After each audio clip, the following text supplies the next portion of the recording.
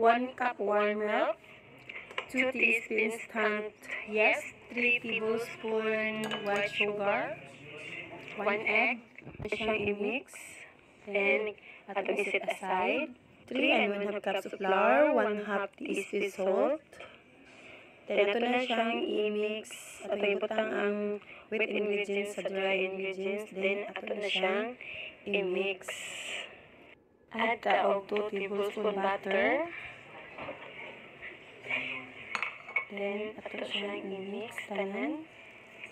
Then napurman na itong dough, ato ibutang sa bowl. Ayan, bagibutang ako na siya og oil. Then atong kabiran, wala mong ko'y towel, so kaninang cover sa ako ang kaldero mo akong cover. Ayan.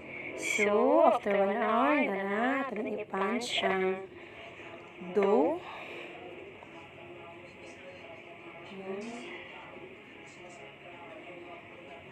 Then, ikuman, ito na siyang slice of 12 ka-slice. 3 grams of cheese. Ayan. First, ito yung batangan of cheese. And gilukot. Then, atong rolling. Ayan, naparma na. Then, ito siyang i-gulong-gulong sa bread crumbs. Ayan.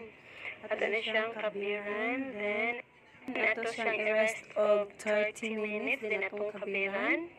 Ayan, tawin na siya na. Then, ayan, 30 minutes na. Ito na siyang i-bake of 15 to 20 minutes. Ayan na guys, luto na. Perfect kaayo. Fluffy kaayo. As in, humok. Yeah, akong observer ng ladies guys, humok gihapon siya. Bye! Thank you for watching.